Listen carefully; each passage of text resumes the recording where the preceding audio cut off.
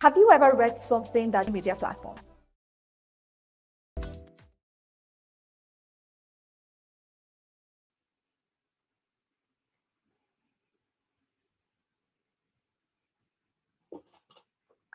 Hello, everyone. Good evening, depending on where you're watching this from. You're welcome to another session where we're going to be looking at content and copywriting, and we're going to be looking at the specific topic, target audience and buyers persona. So I'm going to pick up from where Deepu left off from the last lesson, where we are going to dive into what a target audience is and a buyer's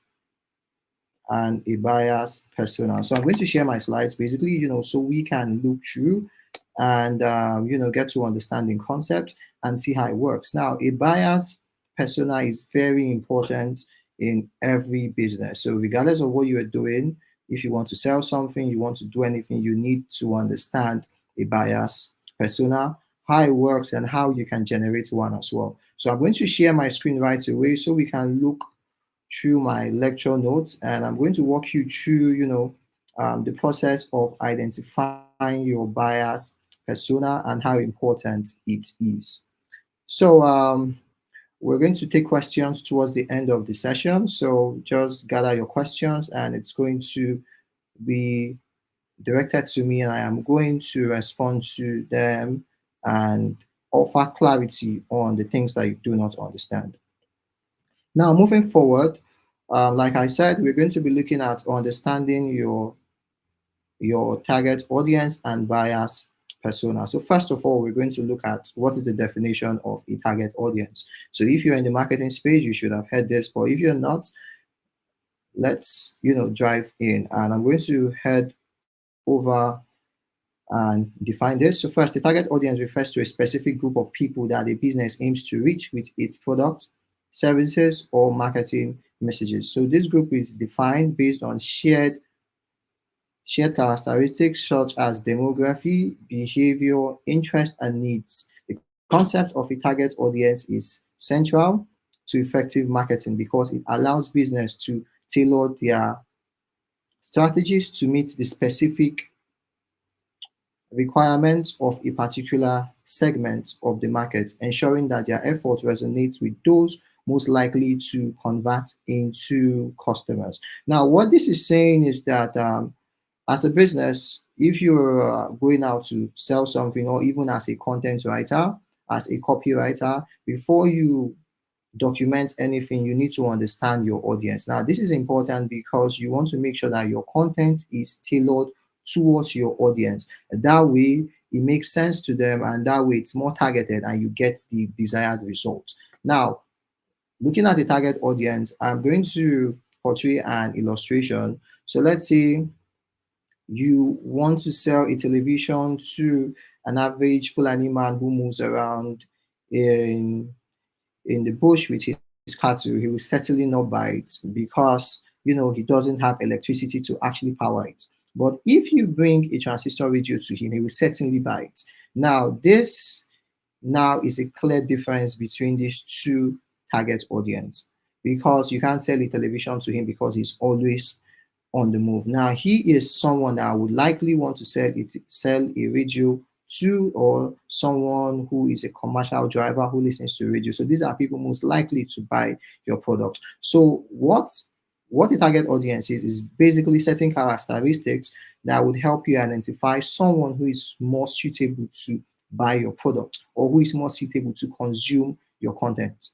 Now, that is what a target audience is. Now, as a content writer or copywriter, if you want to create content for knowledgeable audience, you have to know the kind of words you use, because you already know that these people have a lot of insights in this space. So if you use certain words, or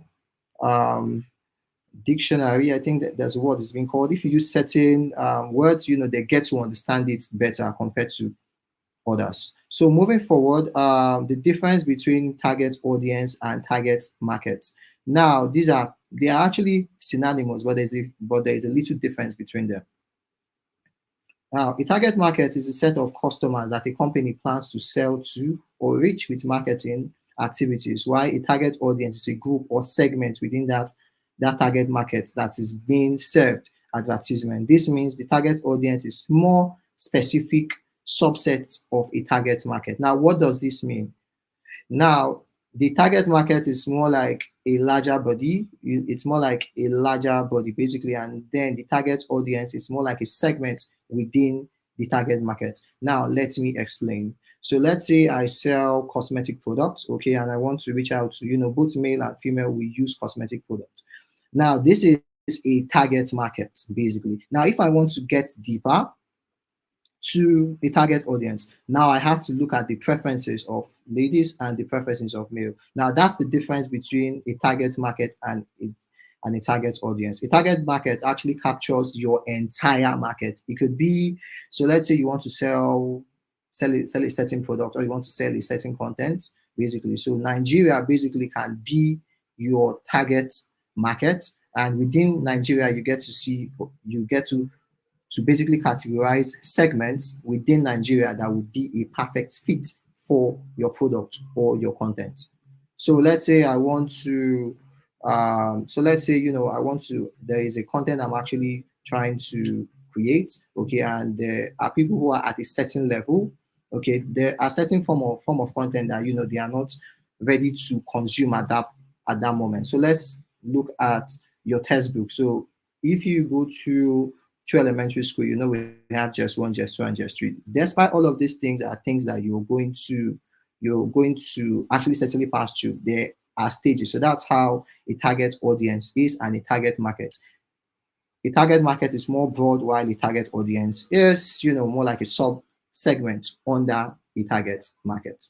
I hope that's well understood. Now, moving forward, benefits of knowing your target audience. Now, as a marketer, understanding your target audience is vital. This information will define every marketing plan and strategy you execute. So let's say you sell gym wears. Airing an ad during a news commercial might seem like a great way to be seen by many people as possible.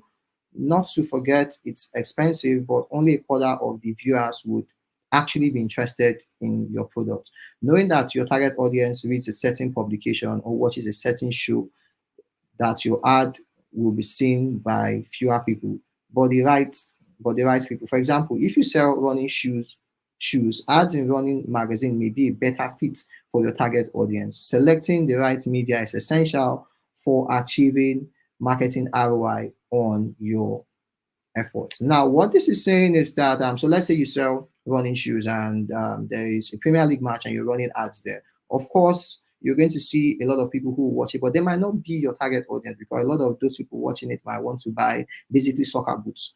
But if you narrow down your ads, to a running magazine that is more tailored, you reach out to a smaller amount of people, but they are more specific. Now, this is because you have insights into what your target audience would want. Now, this is you now basically tailoring your marketing or your copy to these people.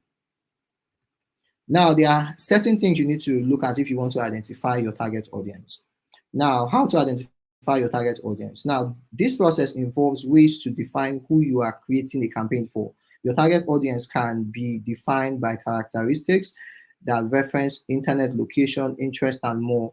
Let's take a look at examples of ways you can break up your target audience. So now, if you want to create your target audience, so let's say you have a certain form of content you want to sell, or you have a product you want to sell. Now you need to look at demography. What is the age of the people who would read this content? So let's say you want to create content for crypto, basically. So what are the ages of people who are interested in crypto who would read this content? Now this will give you insights on the kind of words to use. Now you want to look at their gender, which gender would basically read this more. And we can still go deeper into this, and that's where we talk about a bias persona. We'll get there in no time. We also want to look at their income level. So if you're selling a product, so let's say you want to sell gold. Now there are people who are within a certain income level who can afford that. So you need to get this into perspective, basically, when you are creating content. Now, education, occupation, what are they doing? Now, someone who is who is a chef would basically have need to buy a lot of kitchen utensils. Now, or someone who is a housewife would basically have need to buy certain kitchen utensils because she cooks every day. Now, this is you knowing the occupation of who you intend to create content to or sell to. That way, it's going to help you create better content. Now, you need to look at their psychography. Okay, now their lifestyle, value, attitude, interest, and opinion. Now all of these things matters because if you want to create content, you want to make sure that once people are reading this content, they are resonating with what you are dishing out to them. Now you want to also look at their location, their climate, urban or rural settings, and whatnot. Now it's a lot more easier for your radio station. It's easier for a lot of people to listen to them on transit or in remote areas. But in urban areas, there are a lot of televisions there. Now those are people who have access to good electricity and then they can easily watch your program. So this would help you basically ascertain which area you want your program to be visible. Now these are information that would help you basically make informed decision. Now there are behavioral threats. Now you have to look at their buying behavior, brand loyalty, their product usage, decision making, and a couple of other things. Now, if we look at buying behavior, we want to look at people who are loyal to certain brands. Now, if you want, there are people who are loyal to gadgets and they have reasons why they are loyal to certain gadgets. And this will give you an idea on, certain accessories along that gadget, how well they will sell. So if you have this information, it will better help you position your content and your product as well. Now, why I talk about selling a product and content because you need content in order to sell basically, and you'll be doing this more often. So that's why I try to relate content marketing with sales. Now, let's take a look at this. So now this is types of target market. So this is basically what I explained: geographical, demographic, behavior, and all. So it just helps you to, with this certain markers or characteristics, you can easily coin down who would be a prospective customer to your business. That way, you can create the right kind of content that is going to attract them, that is going to keep them engaged and drive them to take certain actions. Now, importance of identifying your target audience. Now, this is what makes digital marketing different from traditional marketing because it is granular. It goes deep into certain details that will help you tailor your efforts towards the right direction. Now, importance of identifying a target audience. First, personalization and relevance, efficient revenue allocation, improved customer experience. Now, by identifying your target audience, businesses can create personalized marketing messages that are more relevant to the specific needs and desires of their audience. The relevance increases the likelihood of engagement and conversion, as the audience is more likely to respond to content that resonates with their personal interest. Now, if you want to creating a personalized form of content would be possible if you have a lot of insights on your target audience because you know what they like, you know what their interest is. That way, you can make research with that information, create ad copies, create marketing resources that would help you get results. Now, we're looking at efficient resources allocation. So, focusing marketing efforts on a specific audience ensures that resources such as time, money, and effort are used more effectively instead of spending marketing effort thin by trying to appeal to everyone. Businesses can concentrate on the segment that is most likely to convert. Now, there's something I want to say now. It might go contrary to what a lot of people say, but in the world of business, everybody is not your customer. So this is something that you should know because it's actually going to help you ease your sales process. Now, what we are doing right now, identifying your customer persona, it helps you to understand that everyone is not your customer. So you already have information that will help you identify who is your ideal customer. So if a person doesn't have those qualities, that person is not your customer. So let's say I sell gold and I cannot possibly sell this to someone who earns minimum wage. Well, it just means that they cannot afford that product. So I have to look for people who are business owners, CEOs who earn a lot. Those are people who are my potential customers because they have the purchasing power. Now we talk about improved customer experience. Now, understanding your target audience allow businesses to create services and experiences that are tailored to the preferences and needs of their audience. This enhance the customer satisfaction and loyalty as customers feel understood and valued. So now, because you understand your audience, your content, your marketing strategy will appeal to them, and they get to feel that, yeah, you really understand what is wrong with them. Now, have you gone online and you want to read the content? So let's say you are having headache and you go online and you want to search, okay, what is the remedy for headache, and you come across an article. Most times they start with, are you feeling a sharp pain in your head? Do you try to sleep and you feel dizzy? This they just try to mention certain symptoms of what you are feeling, so you feel really understood, like, whoa, if they are able to tell me these things without even seeing me, it means that this article is relevant to what I am looking for. Moving forward, better ROI, which means that once you have deep insight on your target audience, it means that you're going to make more money because you are reaching out to the right set of people. Now we have types of target audience. We have B2C, which is business to customer. And let me read you. In B2C marketing, target audience typically consists of individual consumers who purchase products or services for personal use. The focus is on creating emotional connection, delivering value that resonates with the customer's lifestyle, needs, and desires. Now, this is because B2C means if you're a business, you're selling to your customers. That's what B2C means. And now, for example, for a skincare brand that targets audience, for a skincare brand, the target audience might be women within the age of 25 to 45 who are interested in natural and organic beauty products. Now, who are interested in natural and organic beauty products. Now, there are a lot of people who understands that certain form of products that contains certain chemicals, it's not good for their health. So they're basically that natural. So if you have a product that is natural, basically they will want to, opt in for it because they are running away from certain illnesses that can be caused by chemicals in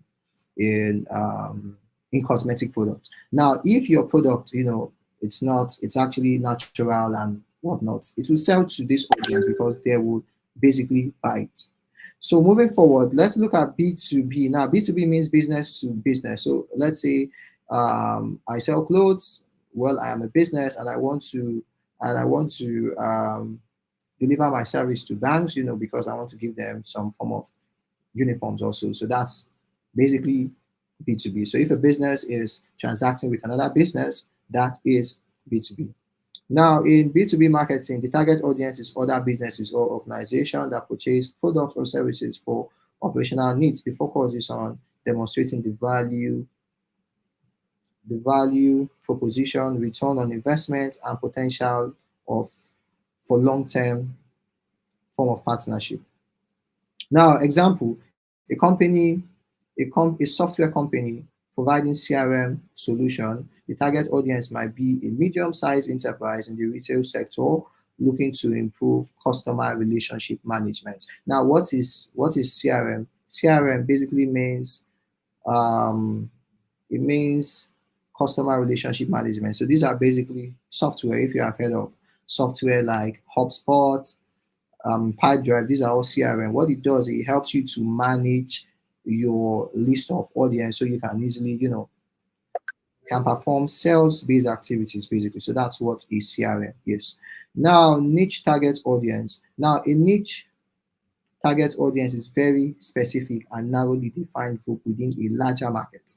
This audience have needs or preferences that are not widely shared by the broader market, and they are often willing to pay a premium for products or services that cater specifically for them. Now, there are some target audiences that are really, really niched, that are really, really niche. Now, I'm going to give an example. So if you look at businesses like banks, you know they use sophisticated servers, okay?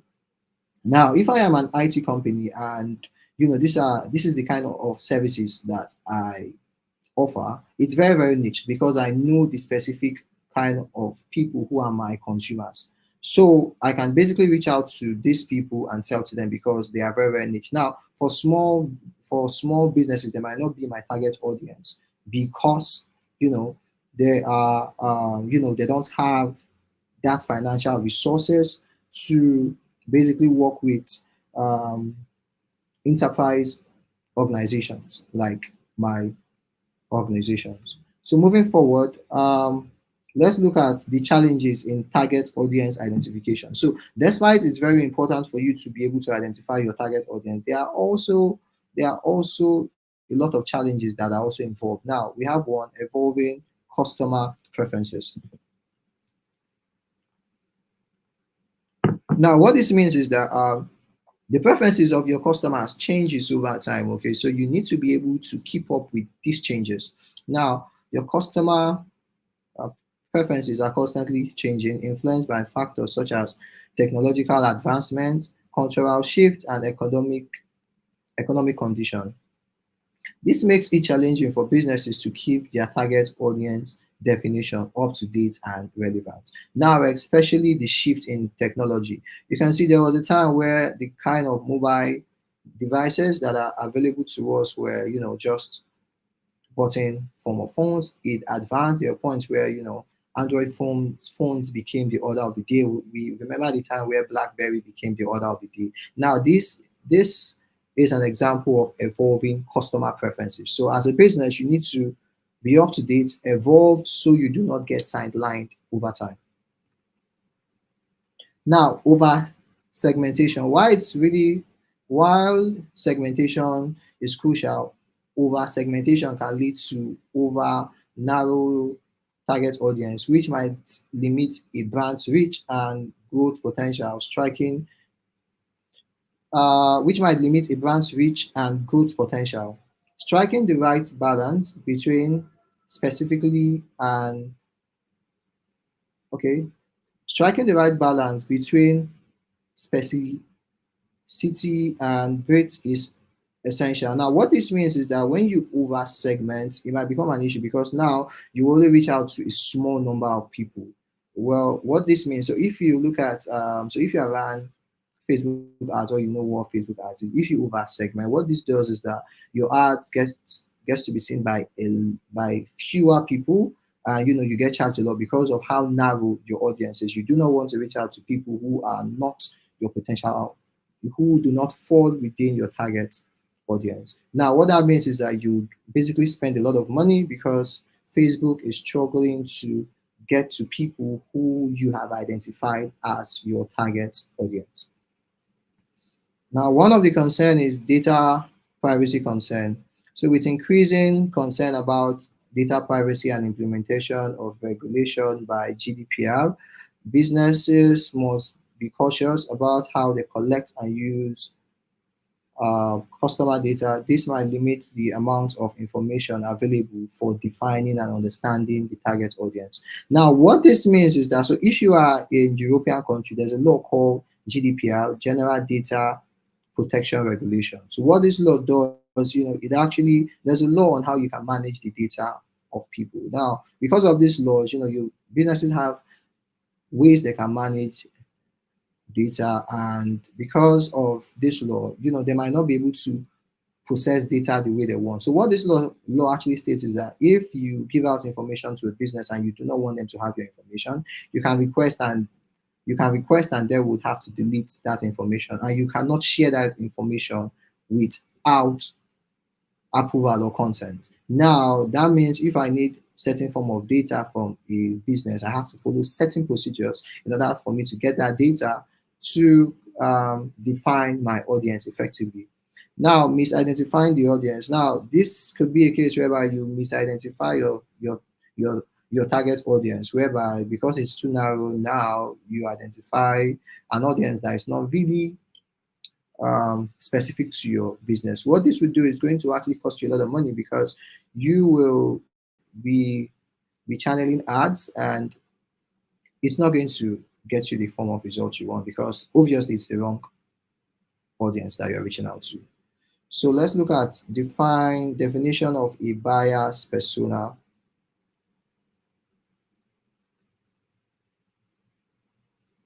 Now, we are the part where we are defining a buyer's persona. Now, what is a buyer's persona?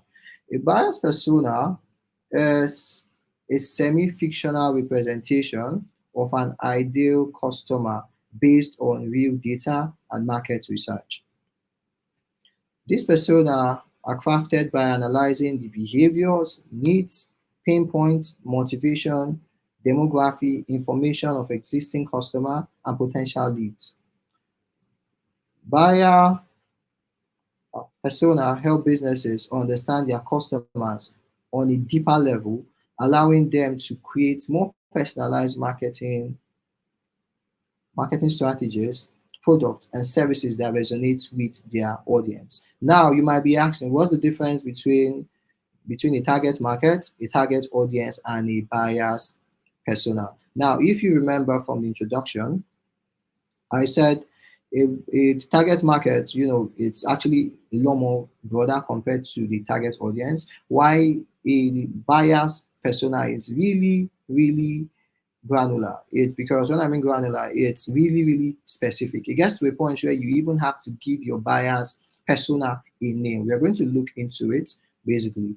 And there are not a lot of differences between a target market, a target audience, and a buyer's persona. Basically, what the difference is that it's just really, really narrow. We have to go down in order to identify different segments. And over time, I'm going to tell you why this is important and how businesses are leveraging this in order to be able to sell their product. Now, how to create effective buyer persona? Conduct research. The first step in creating a buyer's persona is gathering qualitative and quantitative data about existing customers and potential leads. This can be done through survey and interviews. Now you have to gather both qualitative data and quantitative data basically from your existing customers and potential leads in order for you to be able to create a buyer's persona. So let's move forward. So you can do this using surveys and interviews. Now you can ask your customers about their demography. You can ask customers about their demography, behavior, goals, and challenges. Now, in this regards, you see where businesses are sending surveys out there where they ask you certain questions, or if you go into a bank, you can see where they ask you see probably more like a board, and they ask you to rate our service. Now, these are surveys and interview. What you are doing is that you're getting first-hand information from your audience about their preference. And guess what? Once you have this information, yeah, it helps you to tailor your service towards your customer because you are now being customer centric. Now let's look at website analytics, analyzing data on user behavior such as pages visited, time spent on sites, and conversation part. Now this is for businesses that owns website. And also, now one thing about content marketing and digital marketing is that you can really gain insight into what you are doing. Okay, you can actually track what you are doing. It's very, very important. So this actually comes in really helpful um, because with this web analytics and data, you get to understand who logged into your website, which page did they land. Okay, how did they get to this page? What is the traffic source? Which button did they click on? If you have a specific call to action on a page, did the visitor engaged with that call to action?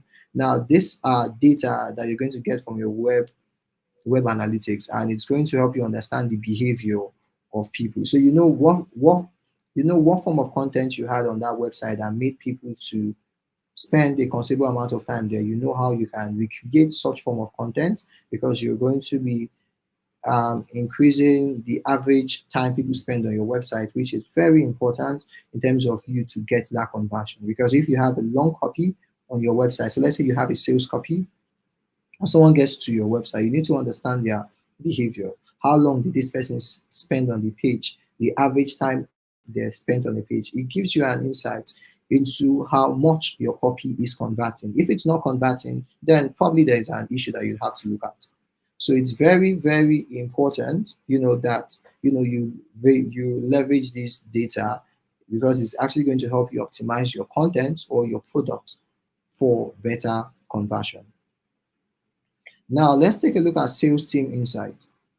Gather feedback from your sales team who interact directly with customers, and customers can provide valuable insights into their needs and objections. Now, this is very important. So if you have a sales team, or if you have someone on your call who interacts with your customer, you need to have a conversation with them. Okay, what do you notice about customers? What are they complaining about? Because this is very, very important.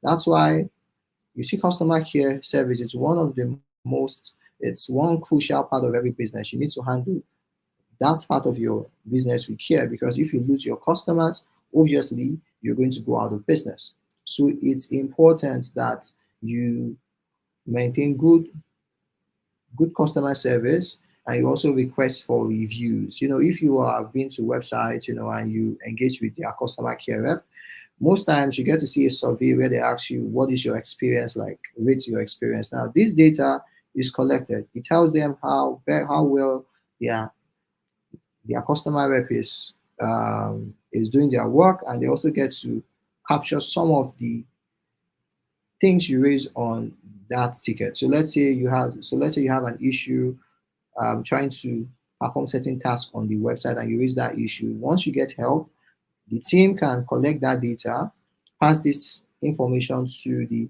developer, and have the developer work on it. Now, this is them leveraging insights from their customers to better the service they actually provide. Now, that's why it's important to also leverage your customer feedback and reviews, because it's very important, and it's really, really going to help you to coin your customer persona, moving forward. So the first one is conducting research, how to create an effective customer persona. So you need to conduct research, and these are ways you can conduct research using surveys and interviews, web analytics. You can get this insight from your sales team, and get much more insights, or like a lot more insight from your customers. Moving forward, you need to identify certain trends and patterns. So once the data is collected, the next step is to identify common patterns and trends. Group the customers with similar characteristics together to form distinct persona. For example, you might find that a significant portion of your customers base is young professionals who value convenience and are tech savvy. So this illustration here, yeah, let's try to throw more light on it using some software tools. So let's say, so you could find out that a significant portion of your customer base, they are young professionals who value convenience and are tech savvy. So let's say you are building a system. So let's say you want to launch a new system like a fintech, and you're getting people who are submitting tickets and all. You can gather all of the tickets and basically identify trends. Okay, what are these people basically highlighting on their tickets? Now, this is you highlighting trends. You get to see what occurs the most. Now, if it occurs the most, there is a tendency that you see someone who would ask that question. So what do you do? Now, this will help you basically fix that on your system, and you can use that as a selling point, saying that your system is seamless and easy to use. because you have people who are within that age bracket who have used that system and they have expressed satisfaction, or they have expressed a bit of dismay, and due to that information you are able to fix it, and now you are able to boast about that, when you are trying to gain more customers, because now you can boast that your system is easy to use, offers convenience, and it's easy for young people. If you are within this age, or if you're trying to achieve something, that basically you get to see people are, in a certain age gap, they are trying to do that thing. You can easily use that as you can easily leverage that to sell to them and to make improvements in your system. Now, defining your personal details. Now, it's important that you define your personal details. Now, I said something about differentiating what a bias persona is, what your target audience is, and a target market. For a bias persona, it's in depth. Now, let's look at this part where it says each defining your bias persona. So name and background. Now, one thing about creating a bias persona is you would have to create a fictional name. So this is not a real name, it's a fictional name, because it's helping you to create an avatar. And this avatar basically would help you pinpoint certain attributes that are that you can draw to your potential customer. So let's actually read along. So let's look at name and background. So first, a fictional name and a brief background that humanize the person, because you are reaching out to humans. So aside from just their name, there are certain information that you need to get, that would help you actually paint out this picture, because you are reaching out to actual people. Aside from their names, there are also certain things that they do. So let's move right into it. So first, for example, let's say tech savvy Tom, a 30-year-old software engineer living in San Francisco. Now, what have we done here? We have identified that this person is a tech savvy. He is actually tech savvy, and he is 30 years old, and he's a software engineer. Definitely for someone who is a software engineer, that person is tech savvy. So basically, this is how you can coin out a bias persona. So, like I said, a bias persona is in depth. There is a lot of details when you are defining a bias persona. And I'm going to tell you why creating a bias persona is very important after you have identified your target market and you have identified your target audience. Now, let's look at demography. Now we have age, gender, income, education, occupation, and location. So you need to be able to identify this. As you can see, it tells you that this is first tech savvy Tom. It tells you that this is a man. He's actually 30 years old and he's a software engineer. So we have been able to identify the age of this person, the gender, which Tom is a man, the income. Well, for a software engineer, if we actually look this up, we'll see how much in average a software engineer earns and where he lives.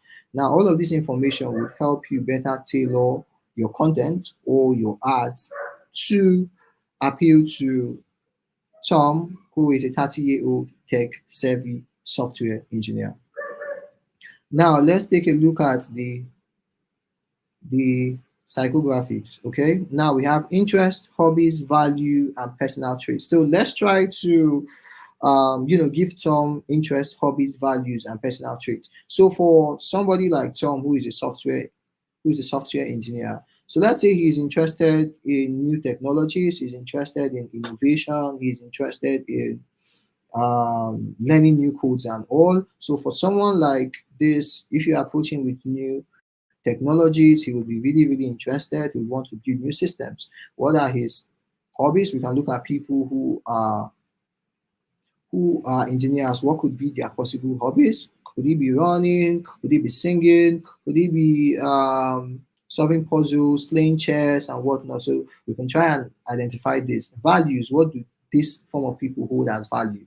Now, this form of people are people who believe in hard work, because for you to be a software engineer, it requires a lot of work for you to be a software engineer. So we are able to identify the values that these people have, their personality and traits. Now, these are people who would likely, because of the nature of his work, his personality, he would be indoors always and whatnot. So we're just trying to better picture who we are selling to. That way, if we are creating a sales copy, if we are creating any form of content, we can capture all of these things into our marketing copies, our blogs, or any form of marketing material that we are working on. Now, let's look at goals and challenges. Now, the persona's primary objective and the obstacles they face in achieving them. So, for someone like Tom, who is a 30-year-old software engineer, what could be his goals? His goals could be he wants to be a part of a project that they build a wonderful system. His goal would be he wants to be a founder and whatnot. Now these are really important, because once you have all of this information, it basically helps you to tailor your content and your marketing to reach Tom, who is a 30-year-old software engineer. So moving forward, we're looking at the preferred mode of communication. So what is his preferred mode of communication? The channel: email, social media, phone number. Um, the persona prefers for receiving information and interacting with brands. So now we want to really look at this. For Tom, who is a software engineer, I can tell you for sure that he communicates a lot more with emails, because here he'll be working with a lot of brands. They'll be sending him emails for him to reach out to his colleagues and whatnot. So you would really want to get him with emails. Now this is very important, because if you know your target audience, you know where they spend their time on. If they which social media network they spend time on. Is it on Facebook? Is it on WhatsApp? Is it on TikTok and whatnot? So once you're able to identify all of these things, it gives you good info on, where can you find people that demonstrate, where can you find people with these characteristics, and where do they actually spend their time. Some could be on Telegram, some could be on Discord, based off the information you have about them, or based on what you want to sell. Now, buying behavior: insight on how the persona makes purchasing decisions, including factors that influence their choices. Now, you want to know that people make buying decisions differently. There are people who make buying decisions based on trend. Okay, so you know, this form of people, their demography and age, and then how you can tailor your content, or how you can use trends to sell to them. Now, for someone like Tom, would know that his buying intent would be basically different, because for somebody like Tom, he would focus more on probably getting more systems, getting applications to help him enhance his work, because he's more important. What is most important to him is for him to be really productive, and for him to get a couple of things done. So that's what would be important to Tom. So this is me going really, really deep. This is me trying to understand who Tom is. Once I have all of this information drafted out, I can easily create my marketing copy. I can easily create certain form of content to reach out to Tom. So for someone like Tom, it will be very easy for him to read through certain technical documentation, because Tom would be familiar with certain words, like he'll be familiar with certain coding terms, border, transparency, some of these terms. These are terms that I can use in a publication, and Tom will certainly understand this. So if I use gradient palette, border right, 4 pixels and whatnot, then Tom would basically understand this. So if he's reading a technical documentation, I can tell you for sure that he understands this. Moving forward, validating and refining your personas. Now, once the persona are created, it's important to validate them by testing them in real world scenarios. gather feedbacks from team that interact with customers to ensure that the personas accurately represent the target audience. Refine the persona as needed based on new data and insights. Now, it's not just enough for me to, coin up all of this information. I need to validate them. Okay. Now, one thing about digital marketing, sales in general, is we need to test things. You need to test things. So if you're able to test things, you can test and see how best it works. You can test and see if it is performing as expected, and you can make little tweaks. You hear things like A/B testing, where you want to test two copies to see which is performing better, because there are certain information you might think, wow, this is the best, and you will test it out and you realize that it's not working as expected. So it's important for you to validate, get as many data sources as you can, refine, and then test. With this, you can now, ascertain if your persona is coined the right way. Let's look at types of buyers persona. So we have the primary buyers persona and we have the secondary buyers persona. So let's go deep. The primary buyer persona represents the main target audience for a business. This persona is most influential to the purchasing decision and is typically the focus of marketing and sales effort. Now, what this means is that the primary buyer persona is like, this is the main target audience. So this is where they have a chunk of customers. So let's say I sell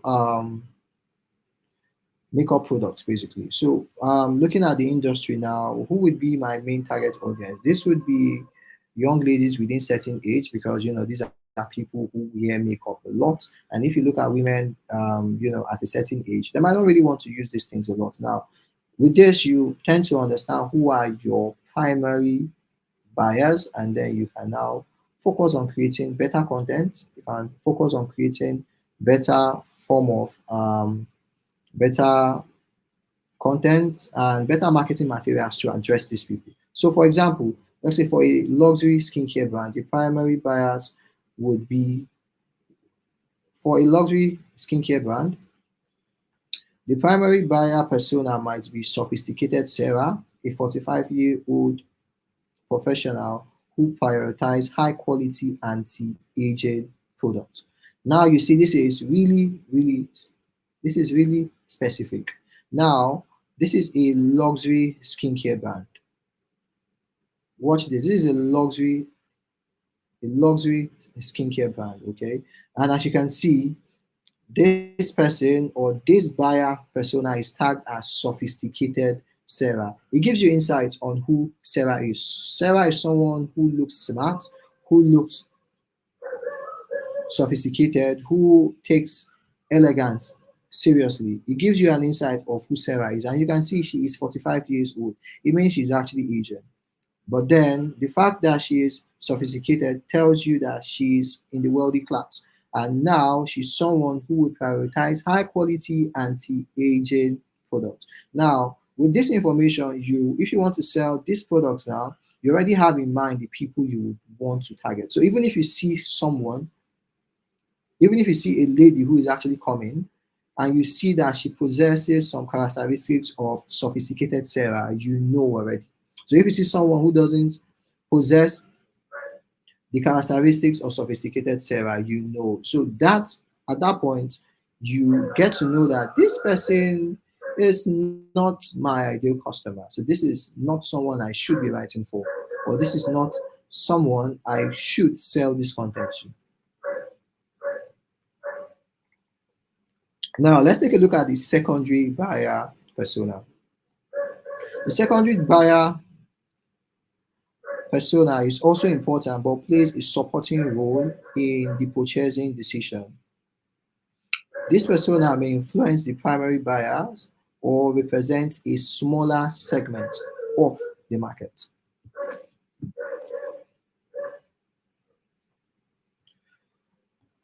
Example, for the same skincare brand, a secondary persona could be eco-conscious Ima, a 30-year-old environmentalist who values sustainable and cruelty-free form of product.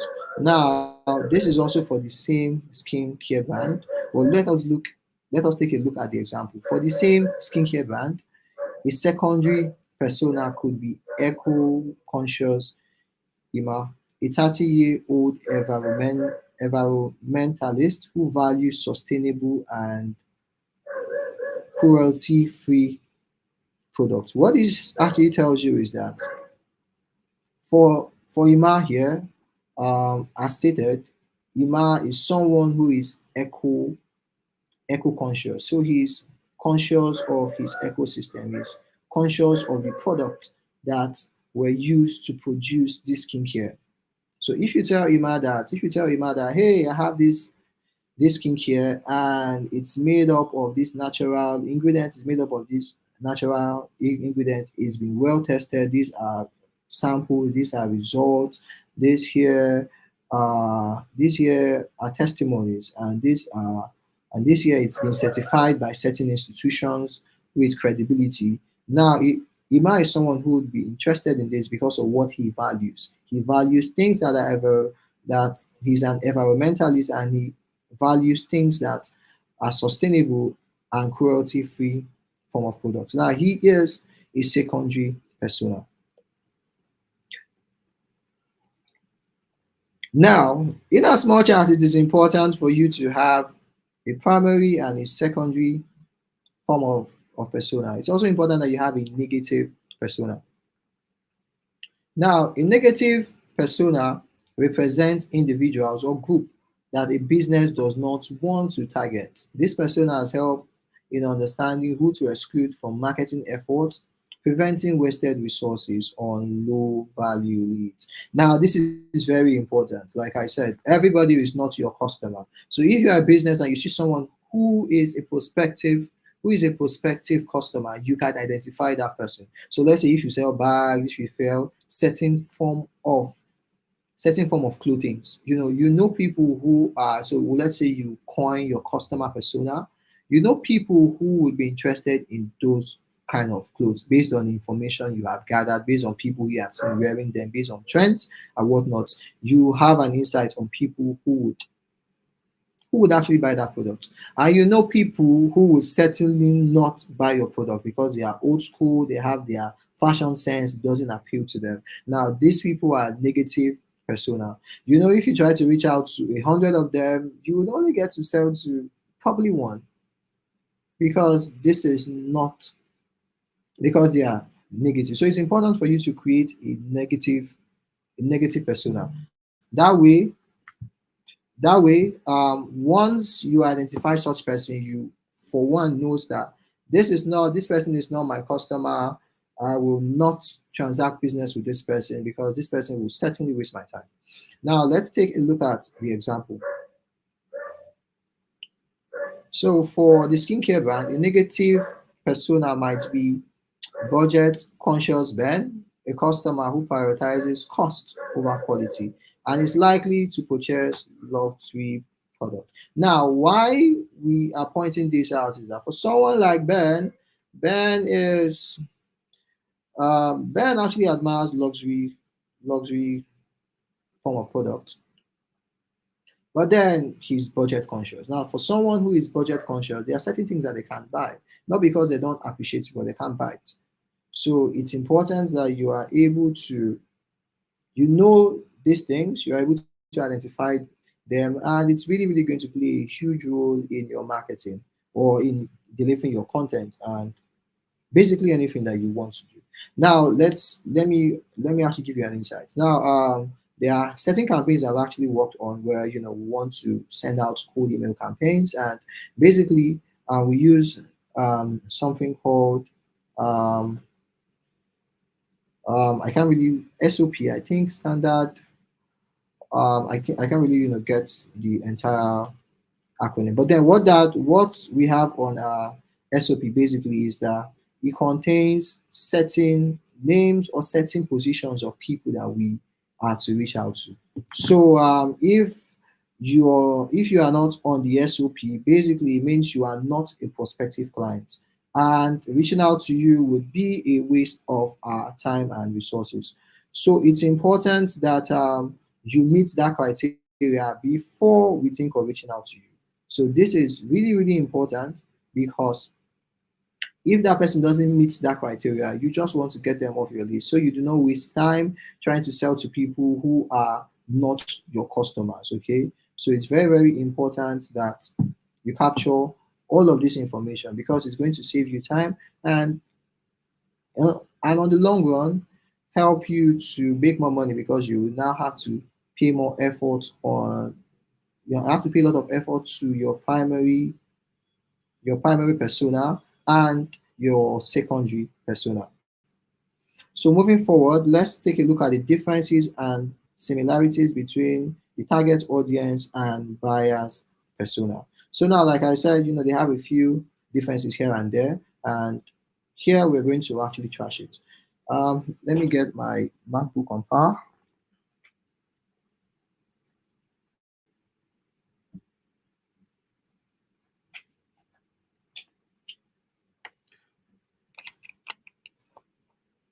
Yeah, got that. So now, what are the differences and similarities between a target audience and a buyer persona? Now, for target audience, the target audience refers to a broad group of people who are intended recipients of a company's marketing messages. It is a generalized group defined by demographic factors such as age, gender, income, education level, location, and sometimes psychographic factors like interest and values. The The target audience represents the broader segment of the population that the business wants to reach with its products or services. Now, a buyer's persona. Like I said, the buyer's persona is a semi-fictional, detailed profile of an ideal customer within the target audience. Okay, so we are looking at the differences, between the target audience and the target a buyer's persona. So first, we said this is a broad group, and for this, which is a buyer's persona is a semi-fictional, detailed profile of an ideal customer within the target audience. It is based on research and real data about existing customers. A buyer's persona goes beyond the basic demography to include specific behaviors, pain points, motivation, goals, buying patterns of individual customers. It represents a more personalized and in-depth understanding of the target audience. Now you can see the difference between the buyer's persona the and the target audience. Now let's take a look at this. So now this is a visual representation of what the buyer's persona looks like. Okay. So together, let's work on this buyer's persona. So first, we have a name, bold, bunny. So you can actually give this a name. Age range, occupation, bookstore owner, income, location, interest, reading, philanthropy, DIY home projects, goals, maintain indoor plants at the bookstore for an inviting atmosphere and improved air quality for a healthy reading space. So you can see her interest is reading, and here she has interest in philanthropy. What is her pain point? Doesn't have a staff and wears many hats to run her business. So obviously this is a business owner. So I'm trying to reach out to a bookstore owner. Okay, so so let's say as a business, my target audience is a B2B. We actually spoke about this. So does not have time to keep plants up, doesn't have time for plant up, upkeep. Message: focus on educating her about the best plant option for improved air quality and the opportunity to set up a schedule for a team member to visit the bookstore for regular, reliable plant maintenance. So this is just you trying to create your buyer's persona. So we're going to go deep into products that we are familiar with. So we are going to see how these businesses are leveraging buyer's persona to create tailored products. Now we're going to see the difference between the target market and how these businesses leverage their target market and still went granular to creating products for their buyer persona.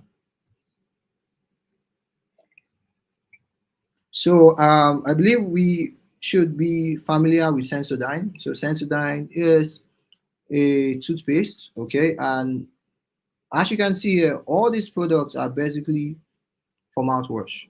Now, what is Sensodyne doing here? Sensodyne has identified that generally their target audience are basically people, and these people have different oral needs. Okay, there are people who want extra whitening, there are people who want deep clean. You can see maximum strength with fluorine, I suppose, rapid relief. So this should be basically for people with sensitivity, and this is also for people with sensitivity and tooth gum. Now you see how instead of for Sensodyne to just create a product and sell a toothpaste for everybody in the market, just go buy your toothpaste.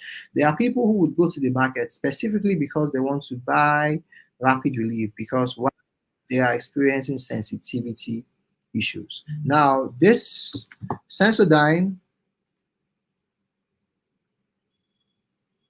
So we'll be going for a quick break, and once I return, we will continue. I hope this lesson has been insightful, and once I'm back, we're going to continue from where we stopped.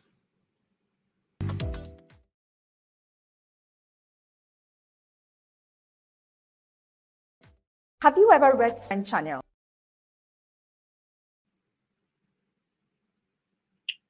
Hello guys, you're welcome back after that break. I hope you have taken your attendance. So at this point, I will jump right into the lesson. So just get your questions ready, and once we get to the question and answer session, please ask. So I was talking about Sensodyne, how Sensodyne was able to use their buyer's persona to create products for different target audience. That way, they can capture their target audience, and still capture their buyer's persona rather. So this is actually going to help them sell more because they are basically catering for the various needs of their customers. Let's also look at another product. So we have Nivea, different variants. So you see, this is Nivea Cherry Blossom, rich, nourishing, express hydration, nourishing, cocoa, vanilla. So Nivea is doing the same thing. So they know that people have different skin type and how we react to body lotion. So what they are doing here is creating the same product but then catering for different audiences. Now let's move ahead. I believe with this illustration you now understand where the customer, where the buyer's persona comes into place, and also where the buyer's persona comes into place, and then where the target audience actually comes into place. Because the target audience, your target market helps you narrow down to find your target audience, and your target audience helps you narrow down to create a buyer's persona. So let's forge ahead. So now differences. Now, what are the differences between the buyer's persona? The differences between the target audience rather. So and the buyer's persona. The target audience, broad and generalized, representing a large segment of your potential customers. I've actually talked about this. While your buyer's persona is narrow and is specific, representing a detailed profile of a single type of customer. So now we have detailed level. Now for target audience, it focuses on the general characteristics, Why the buyer's persona includes detailed information such as the personal goals, challenges, specific buying behaviors, their preferences, their communication channels, decision-making process, and whatnot. So it just tells you what are the differences between the your target audience and buyer's persona. So you can basically know the difference and know when you should start using your buyer's persona. If you want to get into details. Now, the purpose. Now, for target audience, it's used to identify the overall market segment that a company wants to reach with its marketing efforts. Why a buyer's persona is used to create highly personalized marketing strategies, content, and product offering offerings that resonates with specific customer types. So now what this does, like this explains the target audience. It just helps you identify large markets. Now looking at this scenario here, we identify the larger market is that we need lotions that would help the body, maintain its look and stay moisturized. And literally everyone needs this, but then they have different skill type, and that is where the purpose comes into place. Now the application, the target audience guides high-level marketing decisions such as selecting advertising channels and crafting general message. While the buyer's persona informs the creation of specific content, messaging product, messaging, um, well, let me go back once more. While the buyer's persona informs the creation of specific content, messaging, product development, and customer service strategies tailored to individual customer types. Now we have the example. So a target audience will be millennials, women aged from 25 to 35 living in urban areas with a median income of 500,000 naira. While here, while if we want to go into details, a buyer's persona within this target audience would be Emily, a 29-year-old marketing manager who lives in Lagos, enjoys working out, values sustainability, and is looking for eco-friendly skincare product that fits her busy lifestyle. Now, this is basically giving you a lot more details.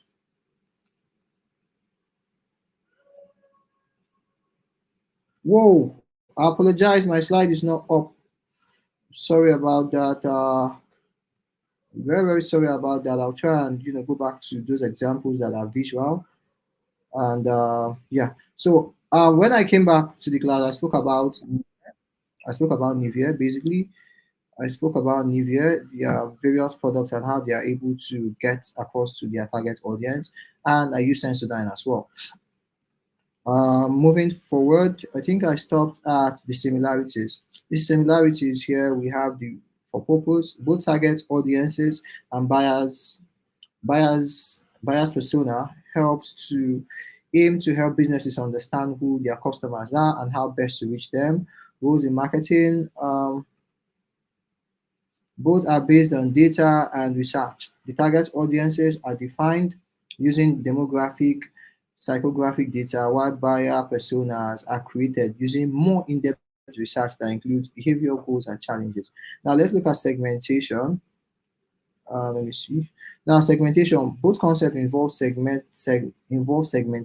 Your target audience, your both concept involves segmentation. Your target audience is segments the broader market into manageable groups, while your buyer persona segments the target audience into specific actionable profiles. Now we're looking at when to use them. Use when planning broad marketing strategies, such as selecting media channels, determining overall messaging, or identifying marketing segments for large scale campaigns. So this is when you should use your target audience when you are planning a large scale campaign. Now you use your buyer's persona when you are planning a specific marketing campaign, a personalized content or products that requires a deep understanding of the customer needs, behavior, and preferences. Now, at this point, you have come to the end of understanding your target audience and your buyer's persona. I hope this was really in-depth and insightful, and you're now able to apply this. If you own a business, you can apply this to it. And also, the aim of this lesson is for you to become a good content writer and copywriting. So you can now easily gain this information and create tailored content, basically. Now, let's look at content marketing and copywriting. Now, while we're looking at, we just want to basically compare them both. While both while both copywriters and content writers craft words for businesses, they write with different intent in mind. Here are some differences between copywriting and content writing. So responsibilities. Some common job duties of a copywriter includes writing compelling, persuasive, and engaging copy for various medias. We're going to look into a copy that was actually made for sale. So you're going to see the difference between this form of copy. Now, editing and proofreading the copy to ensure accuracy. So these are things that a copywriter does. He or she needs to ensure that the copy is free from any form of typo. Now, interpreting the creative brief to understand the client's needs, speaking with stakeholders to determine their content needs and requirements, because he or she is the mastermind. So yeah, the person needs to get into conversation in order to determine what best is needed to get the right message out there. Developing creative concept and ideas for campaign, researching the target audience, the product or service features, the competitors and industry trends. So these are things that a copywriter does. He or she needs to carry out all of this research in order to create the right content that would be engaging, most especially persuasive, so that the person, the reader, gets to take the required action.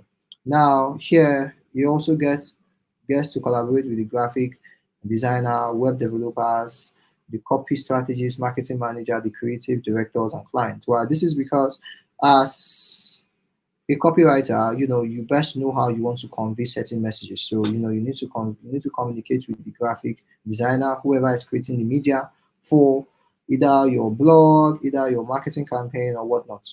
Now, following brand guidelines, style guides, legal requirements, and industry standards, keeping up to date with emerging trends, tools, and best practices in copywriting.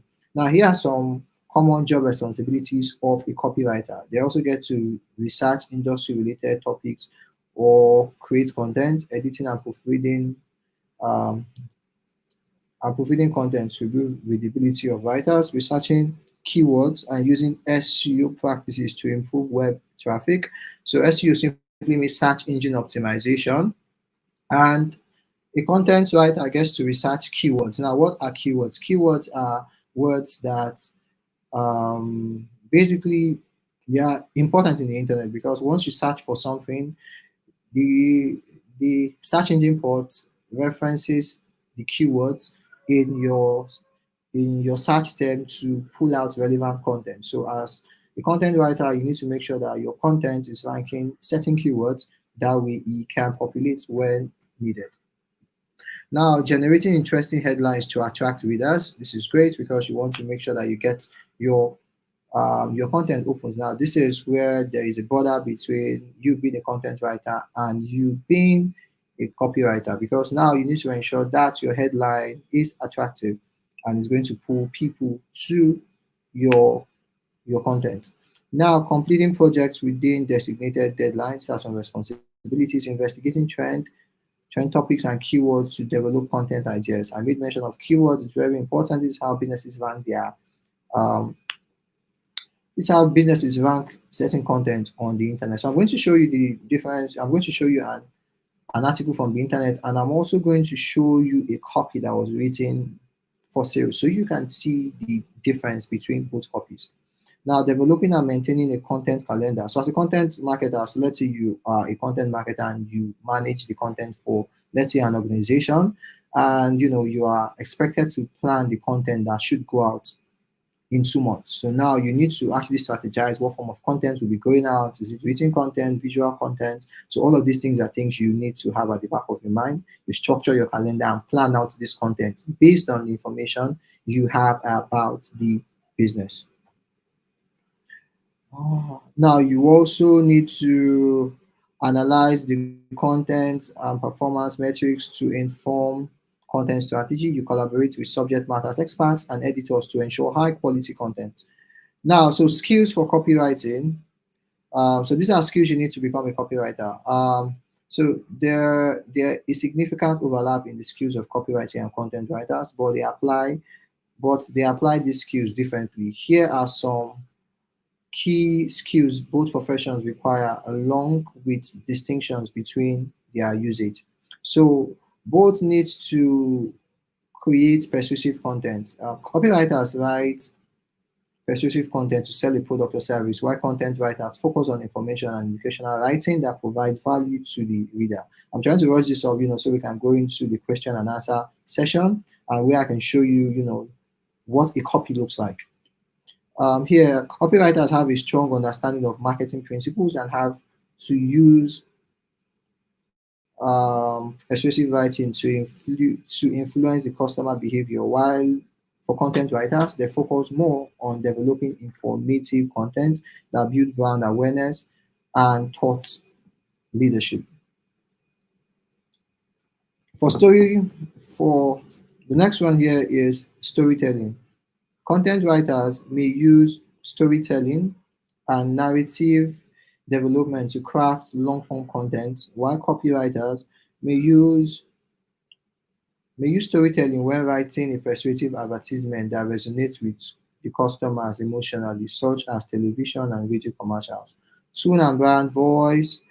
So both type of writers adapt their writing style to match the brand's tone and voice, but content writers usually adopt a helpful, straightforward tone, while copywriters can vary depending on the brand and its identity and copyright and industry rather. So industry expertise, we have product knowledge can help copywriters communicate the product specific features and benefits, while subject matter experts, SMEs, may use industry experts experience to craft highly informative content about niche topics. Now we have SEO. Copywriters and content writers both use SEO principles to reach retargeted audiences, but SEO is usually more important in content writing than copywriting. Why is this? Is because for SEO you need to rank certain content and you need to play by certain guidelines. Okay, but for copywriting, the goal of you um, using this is because you want to sell. So you are not really focused on what the search engine wants. Your goal is to make the sale, or get the reader to take certain action. Now, research is critical for both professions. Both content writers usually perform in-depth subject matter research, while copywriters, especially those in agencies, may partner with analysts who provide supplemental research. Creativity. Copywriters may write for creative media like television and print, while content writers devise ideas for content and may create s- um, supplemental creative elements like infographics and videos. Now, at this point, I believe I have helped you, get the basic difference, help you understand copywriting and content creation, how they overlap, and how basically this skill is very important, in terms of identifying your target audience and and also creating a buyer's persona. Now, without further ado, let us take a look at a copy that was written specifically for sales, so you can see how different it is. Now, this is Blue Page sales copy. So this is a sales letter to sell a brand new tool that allows marketers to insert interactive email capture forms, special offers, coupons, or even videos, or even videos, or even videos. Come, let me see if you can hear me.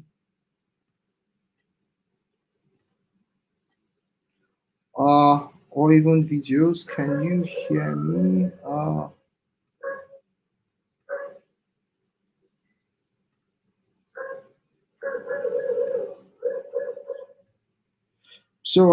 Yeah. So this is a sales letter to sell a brand new to that allows marketers to insert interactive email capture forms, special offers, coupons, or even videos. Right, right inside their prospect newsfeed without asking them to leave Facebook. So now, what basically is this person trying to sell? This person is trying to sell a tool that can help businesses to capture data of leads on Facebook without them leaving Facebook. Now, this is what the copy looks like. Here is a sneaky but legal backdoor that allows anyone to get 500% more opt-ins, leads, and buyers on Facebook without spending a dime on advertisements. Now, look at how salesy this is. So, this is now giving you numbers how you can get 500% more opt-ins. For a business who is looking for opt-ins, 500% is a lot. And here, this is even something to make you intrigued to want to read more. Over, let's say, the number of people are using this to tap Facebook's 1.6 million audience and start building a real income online. Want to join them? Now you're asking the reader a question. Now, if this person knows, so let's say over, let's say, let's use 4,000 people. 4,000 people are using this to tap Facebooks. Now, are you sick of people ignoring your Facebook ads? Now, this is asking a question. Now, if you have been running Facebook ads, you know how daunting it can be where you have to try out a couple of things and iterate. Now, are you sick of people ignoring your Facebook ads? Tired of people liking your Facebook post but never subscribing or buying? Now, this is the pain point of someone who is running ads where people get to engage with their media files and do not get to take any action. With 1.6 billion users, there are thousands of potential customers glued to their Facebook screen every day. This is actually true. So why are they ignoring you? Now, this is an important question because hey, if there are 1.6 billion users, then why are they ignoring you? Now, this is what the writer says. Don't blame yourself. Reuters reports that 80% of Facebook users ignore ads on the right side of the page. Now, this is giving you information, which means if you want to get seen, you need to be in people's newsfeed. So I'm going to read this to a certain level. So when it gets to 8:40, I'll just try to read this as fast as possible. Then we can go into the question and answer session where I get to answer your questions. Now, here's why. Not only are people spending most of their Facebook time reading their newsfeed, but your newsfeed ads are 51 times more likely to generate clicks for you than ads on the right hand side of the page. Now, this is giving you a stat to help you, because these stats are collected by certain businesses, with high value and reputation, so it's actually respected. But getting into people's newsfeed is only half the battle. So now this content now is going to be used on the web page, and anyone who gets to this web page, and if this is the pain point of the person, he will actually read to the very end.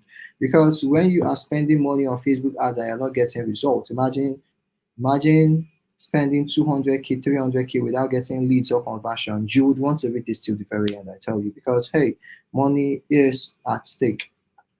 Ask yourself, which post would you read and respond to? So now this copywriter is being really, really creative here. Now, here is an option where he is now comparing two posts. So now the graphic designer or the web developer will get the right images to compare. Getting seen in newsfeed is still not enough. Even the most eye-catching posts can fall miserably. Here's why: people won't respond to your offers, sign up to our list, or buy from you if they have to leave their Facebook page to hear a sales pitch. Now, this is to show you how a copywriter structures their content. Get started, kickstart your traffic leads and sales in just five simple steps. Now, this is a copywriter trying to sell this to someone who is feeling daunted after spending a lot of money on Facebook ads. Now, this is just a glimpse. I would head over to, I'll try to show you, let's say, a blog post. Let's say how to grow. Now let's just take a look at a blog post. Now 20 secrets to boost your Facebook organic reach.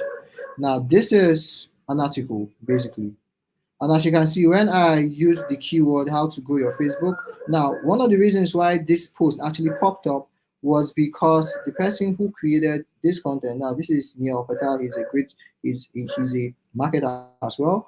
Now the person who structured this basically used certain keywords. That's why this page popped up on the first page of Google for me to actually engage with. Now, because of this person used Facebook, because I use Facebook, now Facebook is a keyword here that this user used to rank this content. Now, if you read down, you see Facebook organic reach is down, way down. In the past, posting a link on your Facebook or Instagram page could drive hundreds of clicks, not anymore. Now, I'm going to head back. Now, just the way I found this post, there are also other posts that has a Facebook page, because you see I have a Facebook page. This also has Facebook. So Facebook is more like a keyword. When we spoke about when I pinpointed SEO, this is how SEO basically works. You see, this is also Facebook. This is Facebook. So these are businesses or these are websites that are ranking for the word Facebook page on the first page of Google. So as a content writer, you should be able to use the right keywords in your articles. That way your content gets to rank on the first page of Google. And what this does is a lot of people create this informative form of content, and just like this sales page we saw here, they also add links to their email list or links to subscribe to certain services that can help you achieve your goals. Now it's been such a lengthy session. At this point, I'll stop so we can entertain questions. I'll stop sharing my screen right now. So your questions.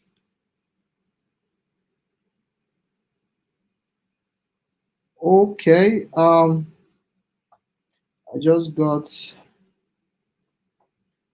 a message, from my admins. Okay, at this point, we have actually spent a lot of time on the lesson. At this point, I'll be entertaining questions. So I'll be entertaining questions.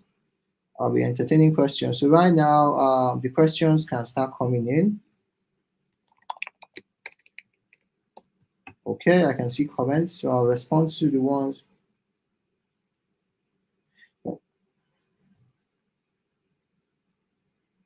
Please, your questions should start coming in. Okay. So once your questions come in, so if you have any questions about buyer persona, your target audience, please bring it up.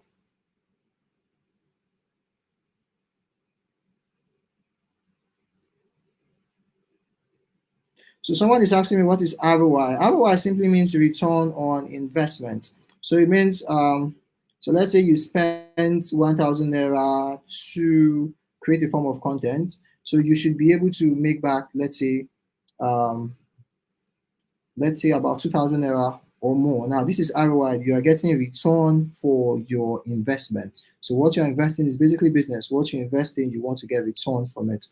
And when you say convert, what does this mean?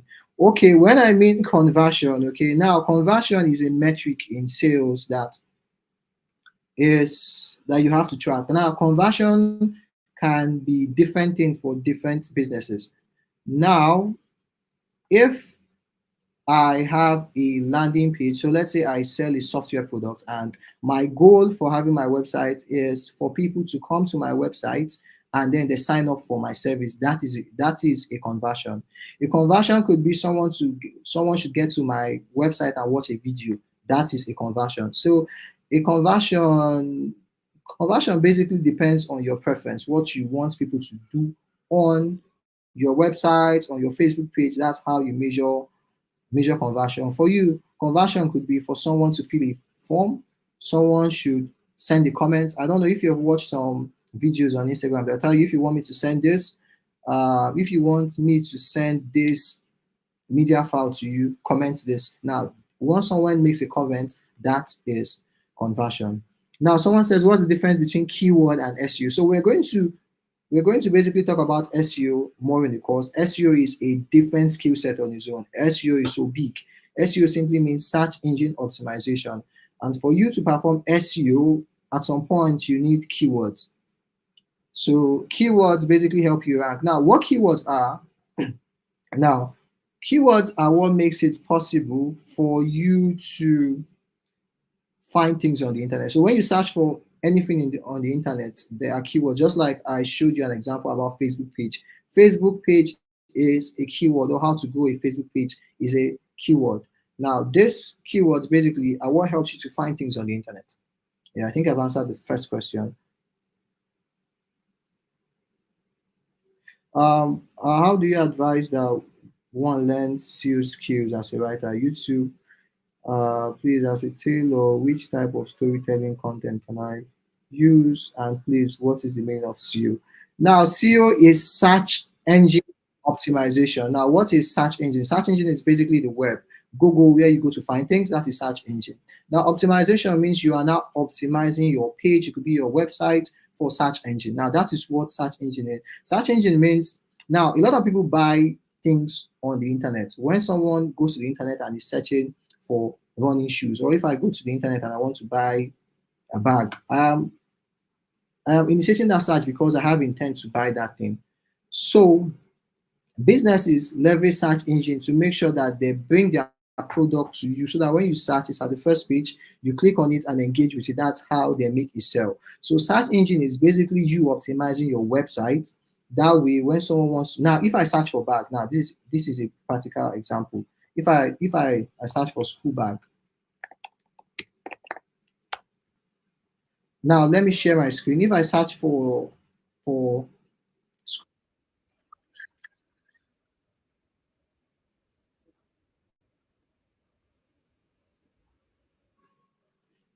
so if I so let me share my screen right away. So let me show you something on how SEO works.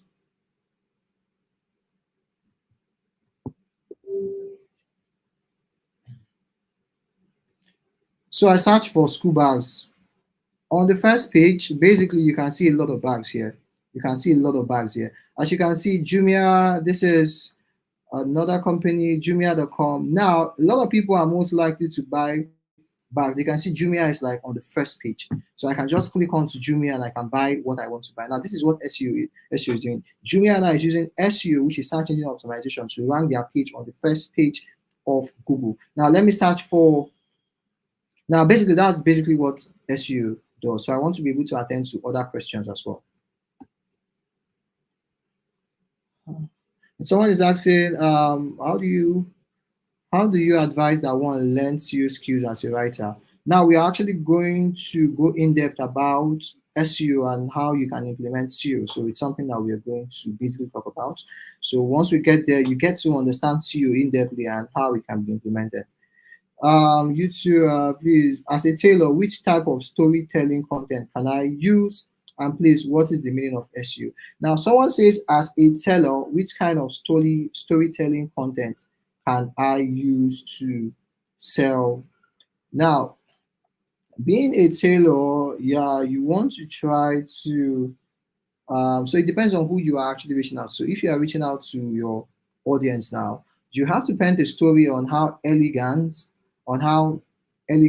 Some let's say you sell male clothing now. Let's say you sell male kaftans and all. So if I want to create a video on storytelling, I'll have to show how confident someone is wearing a kaftan, on how that person are dressed, on how that person looks in, let's say, an event or in a meeting and all. It's me telling a story, and then I have to put more relevance on the clothes, showing how it fits and all. Now you are now using that opportunity or that video to tell a story, but you're not doing that. You're trying to do it not so you're not trying to make it obvious, but then anyone who sees it understands that this is the story you are trying to tell. So let's look at brands like Coca-Cola. Now, if they want to run ads, you see someone eating, you see the person drinking it in a stylish manner. This is them telling story on how it makes your food nice, and you are telling story on how that kaftan is making your client look confident in events.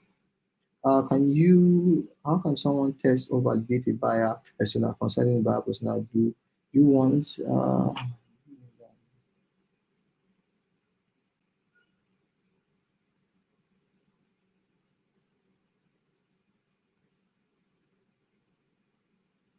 now this is a lot of questions here. I'll try to go through it gradually.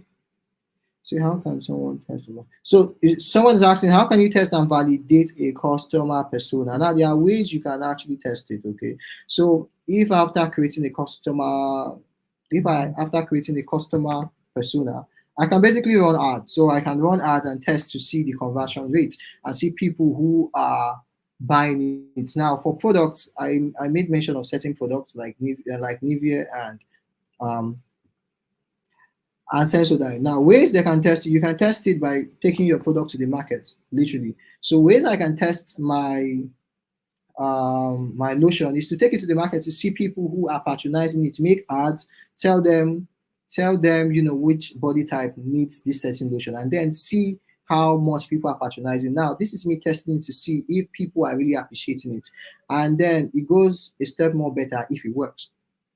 Now,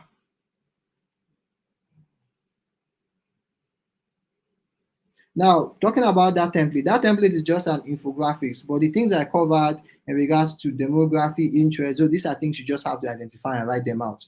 You can see the ones I highlighted there in written form. You can use that form to create a customer persona, a buyer's persona, a customer persona. They are basically something. Now, can you clarify more on creating a buyer's persona? Is technical writing and content writing the same?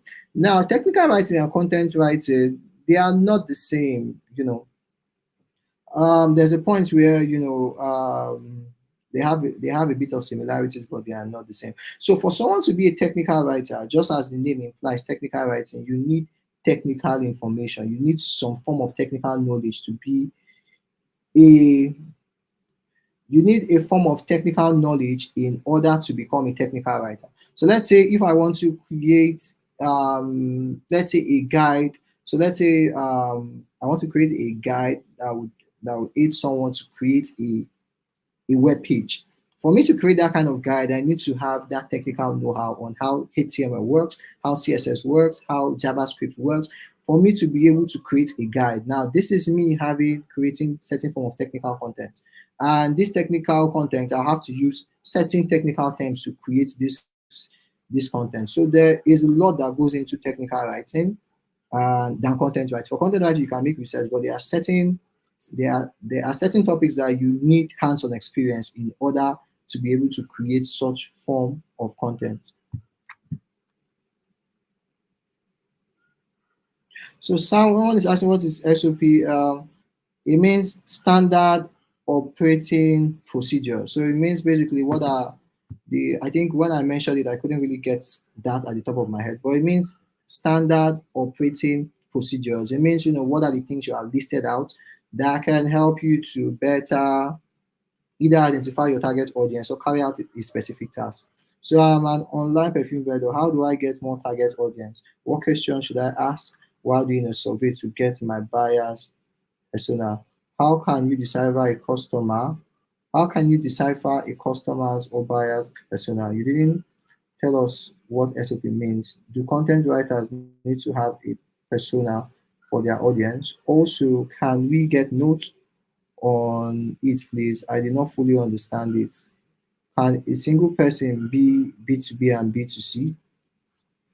Now, this is a lot of questions. I'll take them gradually. I'll take them really, really slow. I'll take them really, really slow. So first, I said I'm an online vendor. Get more. Now you're asking me what question should I ask? Now, if you are an online vendor that sells perfume, you can basically make research basically and ask your customers, what is it they like about your perfume? Is it the scent?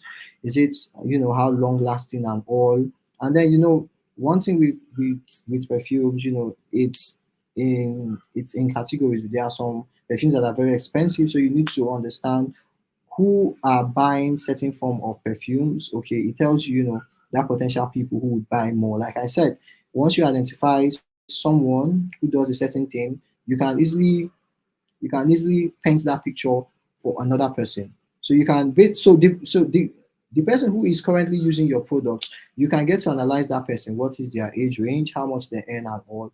It means if you find someone who is in that category with that person will likely be interested in perfumes.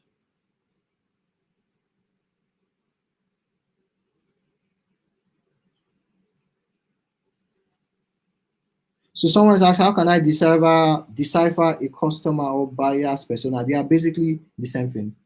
It's just basically different term. For a buyer's or a customer persona, it's basically the same thing, just different way of saying it. Now, someone is saying, do content writers, need to have a persona for their audience?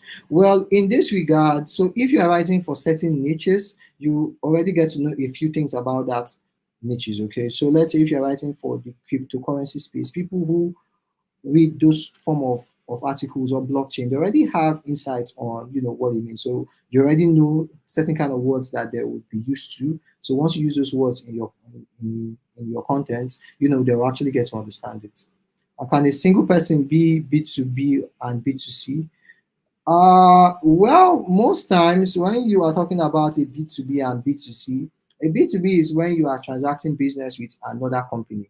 Now, even though you would be interacting with someone, there will still get to be a board that will get to, digest that conversation making before making any decision. So B2B and B2C, they are actually different. For B2C, B2C, which is selling to the actual customers, you know, the person gets to make all the decisions basically. So yeah, that's basically the difference. And there are, so just to tell you that there is a difference, there are businesses that will not do business with an individual if you are not a corporate entity. So you see there's a lot involved in it.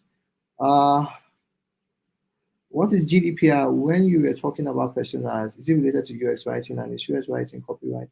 And is UX writing copyright or content writing? Please, can you explain validating and refining process?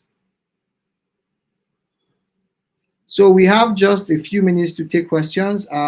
This session is supposed to end by 9. I'll try and take the questions that I can, and we have probably 4 minutes to wrap this up. So what is GDPR? GDPR is General Data Protection Regulation. You can actually search that up.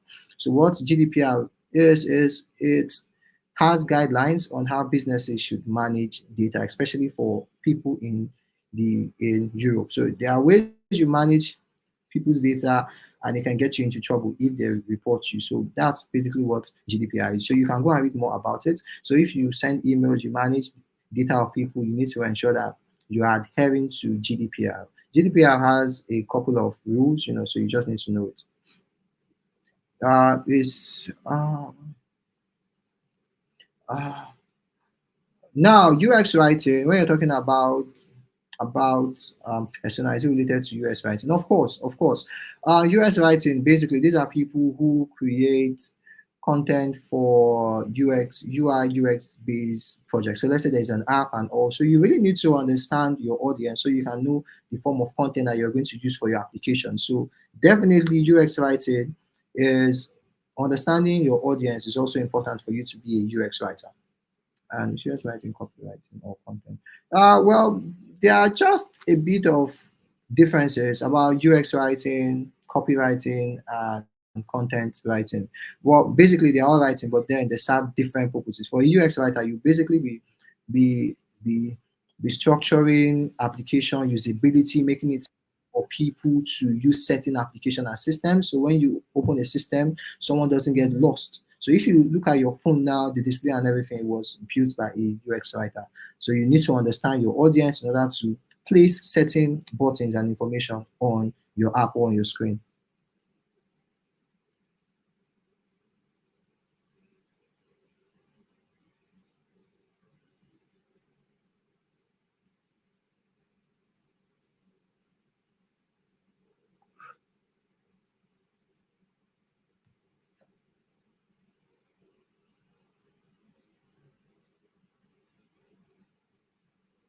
Now, someone say he's a bit confused between the definition of target audience and persona. Now, I explained this that they are really, really intertwined. They have a lot of similarities. Now, the target audience basically the difference between a target audience and a buyer's persona is that a buyer's persona is in depth. Now, if you remember, while I was talking about a buyer's persona, I spoke about to the point where you give your buyer's persona a name, like sophisticated Sandra. And also, now a buyer's persona is you now going into details, deep details, explaining who your customer is. And that's why I made examples of Sensodyne and Nivea, where they have different products. Now, these products are designed for different buyers persona. So now let me give you an example of one of their buyers persona. So now you see they have a product for sensitivity. A buyer's persona could be um, John, who experiences sensitivity issues, who avoids certain form of foods and all. Now that is a persona. For someone like that, they want to use a toothpaste that is friendly and that is going to help them with sensitivity. Now, this is you going granular into into identifying specific pain points that is significant to just a particular buyer persona, but they are still a part of your target audience. Now, someone who wants a bright teeth is a part of your target audience. Someone who wants a healthy teeth is a part of your target audience. Someone who is suffering from sensitivity is a part of your target audience. But all of these peoples are persona. So that's just the difference. Um so I how do I how do I get target? I intend to write on modesty, fashion, and godly content. How do I get that? Now, someone is asking, how do I get target audience? I tend to write on modesty, fashion, and godly content. Now, you're asking, how do you get target audience? Now, what are the things you have to look at is who are examples of people you have seen on social media, your community, who exhibits these traits, who dressed modestly, who has a godly sense of fashion. Now, these are people who would be a good match to have a conversation with because they already have that lifestyle. You can look at them. Now, once you see someone, you have a perception of that person. Once you see them, there are certain things you can actually say about that person. You could tell if you could actually have an estimate of their age, and based on certain fashion trends, you can get to tell.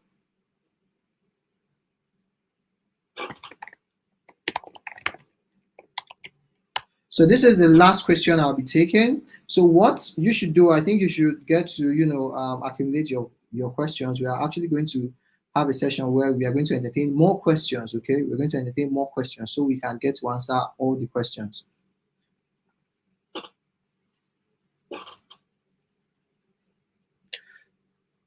Thank you very much, guys. Thank you very much, guys, for joining this class. We're going to see you next time, and we have a lot. We are going to have a whole lot to actually uh, to teach you about. Just have your questions now because we're going to, have time where we're going to answer all these questions moving forward.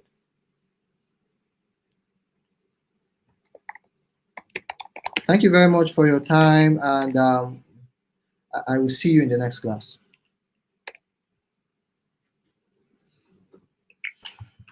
All right, thank you very much, Mr. David. We say a big thank you for the class, for the session tonight. Really appreciate you.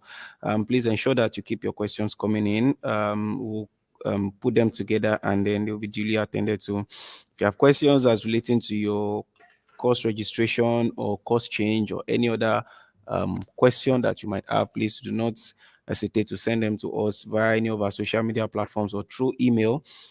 We've added you to our Telegram channel. Please ensure that you check your email for the link to the Telegram channel where you can also share whatever information that you might have with us. Do not forget that you need to subscribe to this channel so that you get notified when new informations are going to be posted on this platform. New information will be posted from tomorrow as regarding the next stage of this training. So please do not forget to subscribe to the channel. And if you have any other information, you can reach us via social media platforms or via email. Thank you very much for joining tonight's class. We hope to see you in the next class. Have a wonderful time.